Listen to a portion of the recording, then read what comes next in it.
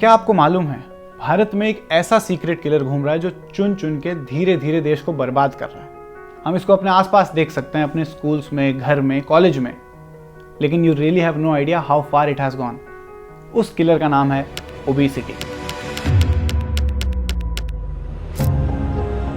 Today 1 in 3 Indians screened are either diabetic or pre-diabetic, and many of them don't even know it yet. In fact, आज ही 55% of the men and 49% of the women under 40 are already obese. Already दुनिया हमें cancer capital और diabetes capital के नाम से जानती है, and obesity हमारा अगला एपिडेमिक बनती जा रही है। Youngsters are having heart attacks, kids having diabetes and what not. कैसे बचेंगे हम इन हेल्थ कंसर्न से? All this and more in the video ahead. It's time to face the crisis and act now. और इस पूरे खेल को समझने के लिए इसे एपिसोड्स में समझते हैं। जो मैं कहने जा रहा हूं वो कोई रैंडम डेटा नहीं है, यही आज हम सब की जिंदगियों की सच्चाई है। And this is based on Apollo annual health of the nation report 2025. One of India's leading and most trustworthy hospital network comes up with this report annually to ascertain where we are heading as a nation in terms of healthcare and quality of life. We'll uncover the reasons behind these worrying health trends and what it means for our future. शुरू से शुरू करते हैं। सबसे पहले बात करेंगे हम एक ऑलमोस्ट एपिडेमिक की तरह बढ़ते प्रॉब्लम की, ओबेसिटी की। ओबेसिटी एक नॉन कम्युनिकेबल डिजीज है। NCDs यानी कि नॉन कम्युनिकेबल डिजीजेस वो बीमारियां होती है जो कि किसी वायरस या इन्फेक्शन से नहीं बल्कि हमारी लाइफस्टाइल, खाने पीने और डेली हैबिट से होती है, जैसे कि diabetes, cancer, heart diseases and obesity. इस रिपोर्ट के मुताबिक इंडिया में आज 13 करोड़ लोग ओवरवेट या ओबीस हैं, और ये सिर्फ 40 साल से ऊपर के लोगों की प्रॉब्लम नहीं है। 8% primary school kids, 28% college students, और अगर 40 प्लस एज ग्रुप की बात करें तो इस एज ग्रुप में 70% से ज्यादा वुमेन ओबेसिटी से अफेक्टेड हैं। And as a matter of fact औरतों में ये केसेस मेनोपॉज के दौरान ज्यादा बढ़ जाते हैं। मेनोपॉज के बाद ये नंबर 86% तक पहुंच जाता है, making obesity the biggest lifestyle health threat across age groups. There is an exploding nightmare, a looming health crisis among our students. ABCD has a sinister connotation. Adiposity-based chronic disease. This was a term coined for obesity by the American Society of Endocrinologists to suggest that obesity leads to a lot of chronic diseases. Diabesity, type 2 diabetes plus obesity is on the rise in college students. We all know obesity is measured by your BMI, that is weight by height squared. In Asians, we have a lower cutoff. So in the West, for the West, it is a BMI more than 30 is considered obese. On the other hand, because Asians as a race are more vulnerable, the cutoff for obesity is a BMI of 25. But there are many individuals who have a low BMI but can still be at risk for cardiometabolic disorders. And that's because their fat cells, adipose tissue, is all around the waist, the battle of the bulges. This is measured by your waist circumference. A waist circumference of more than 40 inches in males, including college students, and more than 35 inches in females with insulin-resistant diabetes, hypertension, high triglycerides, that is your high lipids, and fatty liver. This comprises the metabolic syndrome, and metabolic syndrome is on the rise in students in India, and it starts from school. This predisposes to a lot of cardiometabolic diseases, stroke, heart diseases, etc. लेकिन ये दिक्कत शुरू कहाँ से होती है? चलिए समझते हैं। ओबेसिटी वैसे तो कई वजहों से हो सकता है, लेकिन सबसे बड़े सिर्फ 2 कारण, एकदम सिंपल कारण, अनहेल्दी ईटिंग हैबिट्स और sedentary lifestyle. Let's start with sedentary lifestyle. लोग कहते रहता है ना कि क्या मजा आ जाता है जीवन में कुछ अगर ना करना पड़े तो। गलत कहते हैं, मतलब वही ऑफिस की कुर्सी या बेड का कोना, वहीं चिपक के काम करते रहना या रील्स देखते रहना। एक एवरेज इंडियन इंडिया में रोज 4 से 5 घंटे स्क्रीन टाइम में उड़ा देता है। फोन का स्क्रीन ज्यादा ग्लो करता है और बंदा खुद कम। Secondly, unhealthy food habits. आए दिन ऐप्स के बढ़िया बढ़िया नोटिफिकेशन आ रहे हैं। फूड ब्लॉगर्स बटर डाल के ऑमलेट के वीडियोस डाल रहे हैं और हम उन्हें देख देख के रोज अनहेल्दी खाना खाने के लिए टेम्प्ट हो रहे हैं। डिलीवरी ऐप स्क्रॉल करते करते जंक फूड एडिक्शन बन गया और पता भी नहीं चला। कल ही कुछ ऑर्डर किया था ना, या आज या परसों। स्ट्रीट फूड का अपना स्वैग है, लेकिन कौन सोचता है कि किस तेल में बना है या किस हालत में है। सस्ता, टेस्टी और टेम्प्टिंग, बस इंग्रेडिएंट्स पढ़ने का वक्त किसी के पास नहीं। पैकेज्ड और प्रोसेस्ड फूड का प्रॉब्लम सिर्फ टेस्ट नहीं उसके अंदर छुपे इंग्रेडिएंट्स हैं, पाम ऑयल, प्रिजर्वेटिव्स और शुगर का ओवरडोज। WWF की रिपोर्ट के हिसाब से इंडिया दुनिया का नंबर 1 पाम ऑयल इंपोर्टर है, इसीलिए ये हर स्नैक, बिस्किट या कुकिंग ऑयल में मिलता ही मिलता है। So let's talk about the calories in. We dine out, we order in the galore of food apps that are there at the press of a button and comes to our doorstep. And what do we order? It's death by food. We order processed food, ultra processed food. Now food that is got lot of preservatives, lot of additives which are toxic, can cause cancer, diabetes, etc. to increase the shelf life.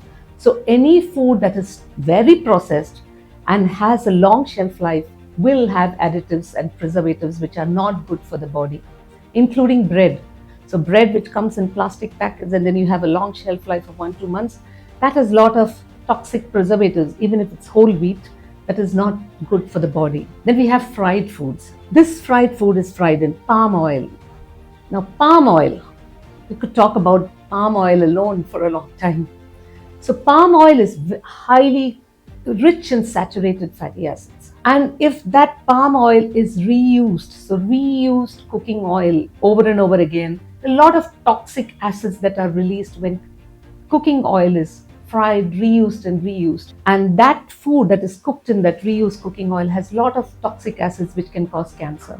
और ये problem हमारे बचपन से शुरू होती है। माँ बाप कई बार प्यार प्यार में ओवर फीडिंग कर देते हैं, जरूरत से ज्यादा खाना।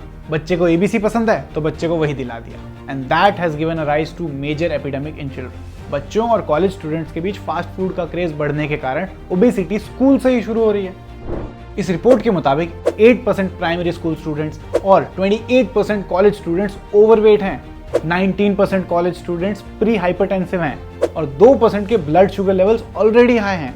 मतलब हेल्थ क्राइसिस अब बचपन से ही स्टार्ट हो चुका है। शाइन फाउंडेशन की स्क्रीनिंग्स में भी ऐसा ही शॉकिंग डेटा सामने आता है। The number of diabetic children under 18 has tripled only in last 5 years from 2018 to 2023. Doctors का भी यही मानना है। There's something called comfort eating or emotional eating. Students, when they get depressed, they reach out to the food that makes them feel good, and these are not healthy.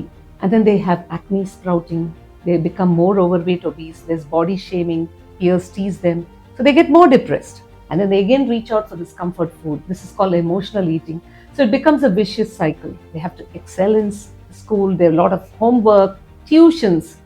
They don't have time in the day. They get dropped by the car or bus to school, so there's no walking. There's no space. Not every child has a playground nearby or at home to play. And there's a lot of screen time. So it's either video games to entertain, or it's the television, and then of course your mobile. So you already have a lot of calories in with less of calories out. And then stress and lack of sleep. They both are related. Both stress and lack of sleep cause pro-inflammatory hormones to rise. And these hormones cause insulin resistance. So your endorphins are the good hormones which increase when you do physical activity. The problem gets worse. और इससे बड़ी दिक्कत ये है कि obesity खुद तो problem है ही, ये और भी प्रॉब्लम्स के लिए गेटवे बन जाता है। इन अ वे हमारी मॉडर्न लाइफस्टाइल की सारी प्रॉब्लम्स एक दूसरे से कनेक्टेड है। ओबेसिटी अकेली नहीं आती, ये साथ में लाती है diabetes, high BP, fatty liver and of course heart diseases. पहले हमें लगता था कि हार्ट अटैक सिर्फ बुजुर्ग लोगों में होता है, लेकिन देश में increasing number of young people are having heart attacks, और इसने ये दिखा दिया है कि ये सिर्फ बीमारों और बुजुर्गों की प्रॉब्लम नहीं है। But our problem is that we don't even know we have a problem. हमें लगता है कि हम फिट हैं, अच्छा खाते हैं, नॉर्मल है, तो हमें कुछ नहीं हो सकता। लेकिन यही आपको जानना चाहिए कि प्रिवेंटिव चेकअप्स कितने ज़रूरी हैं। प्रिवेंटिव हेल्थ चेकअप सिर्फ फॉर्मेलिटीज़ नहीं होती, यह एक अर्ली अलर्ट सिस्टम जैसे काम करता है। अपोलो हॉस्पिटल के डेटा के हिसाब से 80% मेजर हेल्थ इश्यूज़ को अर्ली स्टेज पे कंट्रोल या रिवर्स किया जा सकता है, बस रेगुलर हेल्थ चेकअप से। चाहे वो डायबिटीज़ हो, बीपी हो, थायराइड या इवन कैंसर। अगर अर्ली स्टेज पे डिटेक्ट हो जाए तो ट्रीटमेंट भी सिंपल होती है और कॉस्ट भी कम, और रिवर्स करने की प्रोबेबिलिटी बहुत ज़्यादा बढ़ जाती है। अपोलो हॉस्पिटल्स की रिपोर्ट के मुताबिक उन्होंने 3106 लोगों का हार्ट स्क्रीनिंग किया, जिसमें 58% लोग बिल्कुल एसिम्प्टोमेटिक थे, यानी उनमें कोई विजिबल सिम्टम्स नहीं थे। लेकिन जब स्कैन किया गया तो ये पता लगा कि 46% लोगों के आर्टरीज में कैल्शियम डिपॉजिट्स मिले, अर्ली साइंस ऑफ ब्लॉकेज। 25% में obstructive coronary artery disease CAD मिला, ये एक ऐसी कंडीशन है जिसमें हार्ट की आर्टरीज में फैट या कैल्शियम डिपॉजिट हो जाता है, जिसकी वजह से ब्लड फ्लो ब्लॉक होने लगता है और यही ब्लॉकेज हार्ट अटैक का रीजन बन सकता है, जिससे तुरंत ट्रीटमेंट की जरूरत थी। और शॉकर ये था कि उनमें से 2.5% लोग 40 साल से कम के थे। ये वही लोग हैं जो शायद जिम भी जा रहे होंगे, फिट भी दिख रहे होंगे, लेकिन अंदर से उनका दिल साइलेंटली अटैक मोड में था। और जब तक सिम्टम्स दिखते हैं तब तक कहानी काफी आगे बढ़ चुकी होती है। और हार्ट इश्यूज ही नहीं, ब्लड प्रेशर भी अब सिर्फ बुजुर्ग लोगों का इशू नहीं रहा। अपोलो की रिपोर्ट के मुताबिक 21% teenagers and adolescents already high BP से जूझ रहे हैं। ये वही बीपी है जिसे हम अंकल आंटी वाली बीमारी समझते हैं, लेकिन अब ये यूथ का भी साइलेंट एनिमी बन चुका है। स्ट्रेस, पुअर स्लीप और लाइफस्टाइल चॉइसेस मिलके इसको और अग्रेसिव बना रहे हैं। एंड देन डायबिटीज, ये हमारे परिवारों में इतना प्रेवलेंट है कि मुझे बताने की भी जरूरत नहीं कि व्हाट दिस इज। डायबिटीज का इम्पैक्ट सिर्फ शरीर तक सीमित नहीं होता, ये एक लॉन्ग टर्म लाइफस्टाइल चैलेंज है जो कि हर दिन के रूटीन को बदल देता है। अपोलो की रिपोर्ट के मुताबिक आज के कॉलेज स्टूडेंट्स तक में हाई ब्लड ग्लूकोज लेवल्स दिख रहे हैं, यानी डिजीज का ऑनसेट अब 20s से भी पहले हो रहा है। ये वही डायबिटीज है जो पहले 50s के बाद दिखता था, लेकिन अब स्कूल और कॉलेज के बच्चों तक पहुंच गया है। और जब ये इतनी अर्ली एज में शुरू होता है तो इसका मतलब है life long medications, dietary restrictions और हेल्थ कॉम्प्लिकेशंस का सिलसिला। अर्बन एरियाज में फिर भी फैसिलिटीज हैं, लेकिन रूरल एरियाज में अवेयरनेस और टाइमली डायग्नोसिस की कमी के कारण केसेस डिटेक्ट भी नहीं होते। रिपोर्ट ये भी बताता है कि एनसीडीज जैसे डायबिटीज और ओबेसिटी मिलकर एक दूसरे को भी ट्रिगर करते हैं, और अगर कंट्रोल ना हो तो हार्ट, किडनी और लिवर जैसे वाइटल ऑर्गन्स तक परिणाम पहुंचता है। I think mandatory health checks have to become mandatory. College level, yearly health check, maybe even earlier in high school students.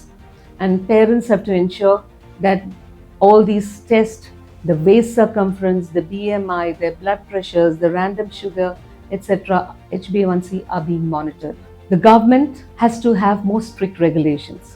Yearly health checks, advise the parents to have health checks. So if we have to tackle obesity and non-communicable diseases amongst our students in India, this obesogenic environment, every stakeholder is responsible to not create this obesogenic environment. और यहाँ से इस survival thriller का दूसरा episode आता है। अब आते हैं हमारे लिवर पर। वो ऑरी वाला I live I am liver वाला लिवर नहीं, हमारे शरीर का लिवर, हमारी लाइफ का एक और silent killer, the fatty liver.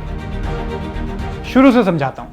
Basically liver हमारे शरीर का मेटाबॉलिक पावर हाउस होता है। ये टॉक्सिन्स फिल्टर करता है, न्यूट्रिएंट्स प्रोसेस करता है और ओवरऑल डाइजेशन और एनर्जी बैलेंस मेंटेन करता है। बेसिकली हमारी बॉडी के वीवीआईपीज में से एक है फैटी लिवर। एक ऐसी कंडीशन जिसमें लिवर के सेल्स में एक्सेस फैट जमा हो जाता है और धीरे धीरे लिवर अपना काम प्रॉपर्ली नहीं कर पाता। अपोलो हॉस्पिटल्स की health of the nation report के मुताबिक जब 2.5 लाख लोगों की स्क्रीनिंग की गई तो 65% लोग फैटी लिवर से अफेक्टेड निकले। और सबसे शॉकिंग बात, इनमें से 52% लोगों के लिवर एंजाइम्स जो कि ब्लड टेस्ट में आते हैं वो बिल्कुल नॉर्मल थे। मतलब ये रूटीन ब्लड टेस्ट से पकड़ में भी नहीं आता। जब उनके अल्ट्रासाउंड्स हुए तब पता चला कि उन्हें फैटी लिवर है। Now just think, when was the last time you got your ultrasounds done? अरे हम लोग चिल हैं, हमें कुछ नहीं होता। अब दिन भर दारू पियोगे तो लिवर तो सड़ेगा ही ना। अब पता चला कि सिर्फ दिन रात शराब पीने से लिवर खराब नहीं होता। 85% केसेस नॉन अल्कोहलिक थे। Obesity, high blood sugar level और कोलेस्ट्रॉल, ये सभी इसके मेजर कल्प्रिट्स हैं। रिपोर्ट्स के हिसाब से 76% ओबीस, 74% हाइपरटेंसिव, 82% डायबिटिक और 70% प्री डायबिटिक लोगों में फैटी लिवर पाया गया है। और सबसे हैरानी की बात, इन लोगों में से नॉर्मल शुगर लेवल्स वाले लोगों में भी 52% लोगों को फैटी लिवर था। यानी कि ये बीमारी किसी को भी हो सकती है बिना किसी विजिबल सिम्टम्स के। Why is non-alcoholic fatty liver becoming so common in India? Because we eat more and are less active as adults. We sit more and we are not very conscious of the calorie counting which is going inside. Our food is essentially carbohydrate driven. Everything which we consider is healthy also has a major portion of carbs and fats in it, and that gets accumulated in our liver. The liver is our warehouse and it takes and stores everything and becomes fatty liver. Can fatty liver exist even if someone has normal sugar and weight? Oh yes, there is something called as lean obesity, which is where people will have normal BMI, the sugars will be essentially normal, but they still develop fatty liver because of the accumulation of visceral fat.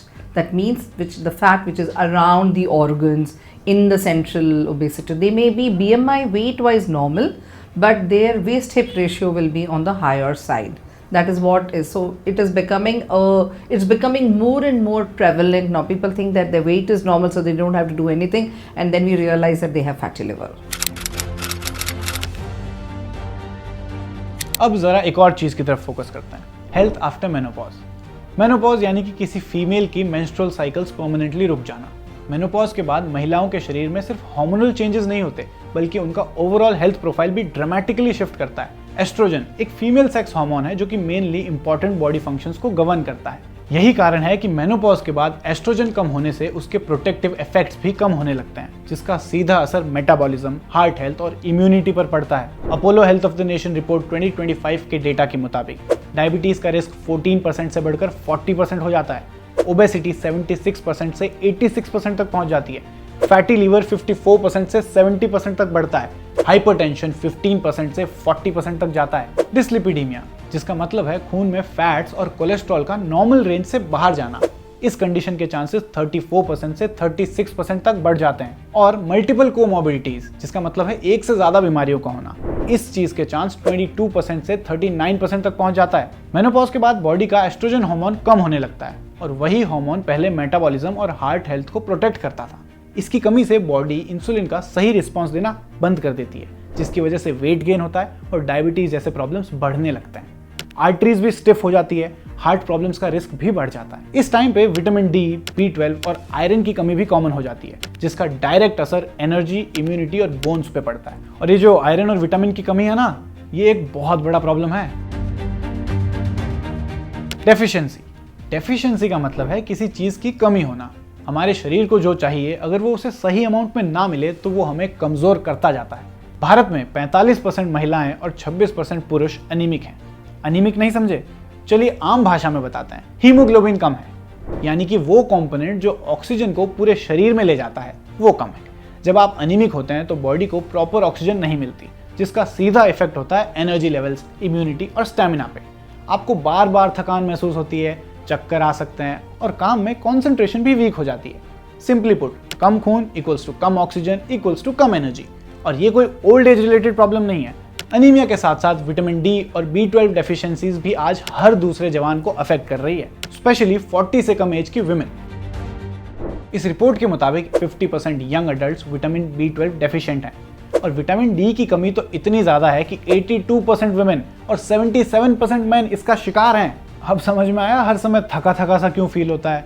Rose active रहने की कोशिश करने के बावजूद भी जब body में nutrients ही नहीं है तो थकान और कमजोरी तो होगी। और जो विटामिन डी हमें धूप से मिलती है, उस धूप को तो हम बिजी लाइफ के चलते कब का गुड बाय बोल चुके हैं। सिर्फ कोई मिल गया कि जादू कोई नहीं, हमें भी धूप की बहुत रिक्वायरमेंट है। अगर आपको लगता है कि बस हो गया तो रुकिए, पिक्चर अभी बाकी है मेरे दोस्त। अपोलो की रिपोर्ट ने एक और चीज हाईलाइट करी जो हमारे बॉडी के बैलेंस का असली टेस्ट है, FSB, फ्लेक्सिबिलिटी, स्ट्रेंथ और बैलेंस। 7,500 लोगों की स्क्रीनिंग हुई और 78% लोग फेल हो गए। मतलब मेजॉरिटी लोगों में या तो फ्लेक्सिबिलिटी की कमी थी, या मसल्स वीक थे, या फिर बैलेंस ही आउट हो गया था। और शॉकर, 25 साल से कम एज के लोगों में भी 67% ये बेसिक फिजिकल एबिलिटीज मेंटेन नहीं कर पा रहे थे। मतलब बॉडी तो जवान है लेकिन स्टैमिना रिटायर हो चुका है। और फिर बात आती है मेंटल हेल्थ की। हर एज ग्रुप में डिप्रेशन बढ़ता जा रहा है, लेकिन सबसे ज्यादा इंपैक्ट दिखता है विमेन पे। इस रिपोर्ट के मुताबिक in the age group less than 40, 6% of the men and 8% of the women are suffering from depression. In the age range of 40 to 45, 6% men and 7% women are suffering from depression. Stress, workload, social pressure, सब कुछ मिलके mind को एक silent breakdown mode में डाल रहा है। और हाँ, एक नींद की बात, I mean literally, obstructive sleep apnea, OSA, यानी नींद में सांस रुकना, एक और मेजर हेल्थ इशू बन चुका है। अपोलो की स्क्रीनिंग के मुताबिक 24% लोग हाई रिस्क पे हैं OSA के लिए। इसका सीधा लिंक है ओबेसिटी और एजिंग से। और जेंडर वाइज अगर देखें तो in the age group less than 55, 68% of the man and 22% of the women. तो अगर आपको लगता है कि आपको सोने के बाद भी थकान महसूस होती है तो हो सकता है नींद सही से नहीं हो रही है।